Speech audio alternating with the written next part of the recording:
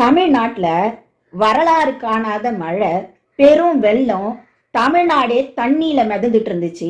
அப்பெல்லாம் எட்டி கூட பார்க்காத மோடி அவர்கள் தேர்தல் நெருங்க நெருங்க வாரத்துக்கு 2 வாட்டி வராருங்க. தமிழ்நாட்டு வெள்ள பேரிடருக்கு மட்டுமா வரல அவரு? மணிப்பூர்ல மாச கணக்குல கலவரம் நடக்கும்போது அங்க கூட எட்டி கூட பார்க்கலைங்க.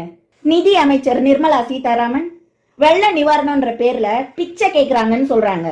நம்ம வரி பணத்தை கொடுத்துட்டு கையேந்தி நிக்க வேண்டிய நிலைமை.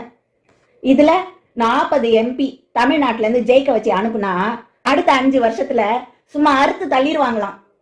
சரி, அப்படி என்ன இது வரைக்கும் அறுத்து தள்ளிட்டாங்கன்னு பார்ப்போம். 1 ரூபாய் வரியை வாங்கிட்டு 26 பைசாவை திருப்பி கொடுக்குறாங்க.